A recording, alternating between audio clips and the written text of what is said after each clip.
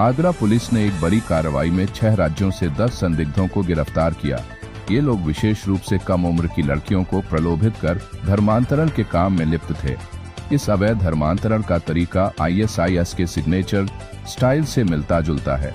गिरफ्तार किए गए संदिग्धों में आयशा, अली हसन, ओसामा, रहमान कुरैशी, अबू तालिब, अबुर रहमान, मोहम्मद अली, जुनैद कुरैशी, मुस्तफ़ा और एक अन्य मोहम्मद अली शामिल हैं। प्रारंभिक जांच में इनका संबंध PFI और पाकिस्तान के आतंकी संगठनों से होने के संकेत मिले हैं।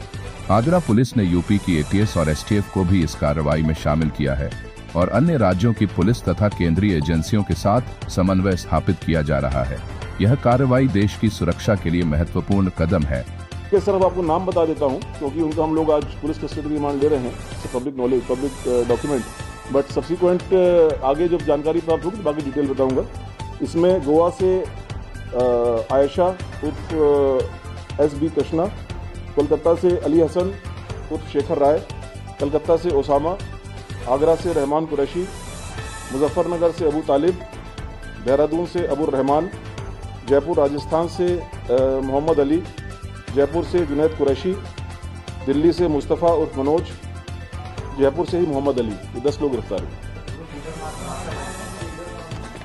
अगेन वो सब चीज़ें अब क्योंकि अभी आए हैं पकड़ करके, वो इन्वेस्टिगेशन के बाद मालूम पड़ेंगी, बट इसमें से कुछ लोग डेफिनेटली एक हायर लेवल पर कोऑर्डिनेट कर रहे थे, बट इनके आगे भी कोई था कि नहीं था।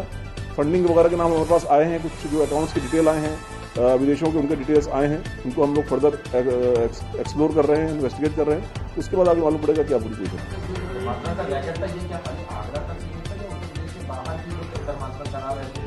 अगेन ये सब हमारी प्रिलिमिनरी इंक्वायरी है, अभी प्रिलिमिनरी स्टेज पर है अभी इन्वेस्टिगेशन।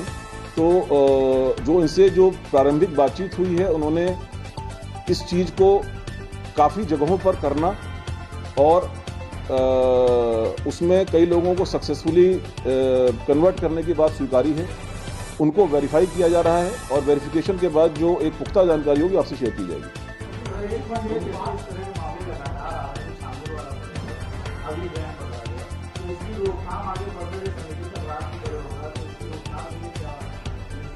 यही तरीका है, जब आप एक संगठित गैंग को पकड़ते हैं तो उसका पूरा नेटवर्क एक डिस्टर्ब होता है और उसमें फाइनेंसिंग से लेकर के कोऑर्डिनेशन का जो काम वो लोग करते हैं पीछे, उससे लेकर के सारी चीज़ें डिस्टर्ब होती हैं।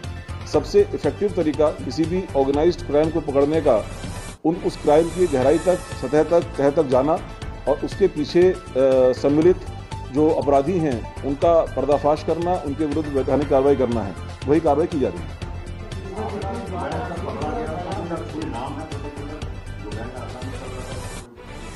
नहीं, ये गैंग उस तरह के नहीं है कि जैसे मान लीजिए कोई अगर कोई एक कन्वेंशनल क्राइम होता है, कोई डकैती का क्राइम है या कोई एक्सटॉर्शन का क्राइम है, तो उसमें एक नाम से, क्योंकि वो नाम के आधार पर ही उनका वो काम चलता है। यहाँ पर तो अपनी पहचान छुपाते हुए या अपनी बात को छुपाते हुए वो आगे काम करते हैं। तो ऐसा कोई गैंग का नाम नहीं है, बट जो गैंग के सदस्य हैं, जो भी इस पूरे ऑर्गेनाइजेशन, इस ऑर्गेनाइज्ड क्राइम के सदस्य हैं, वो काफ़ी टाइम से ये काम कर रहे हैं।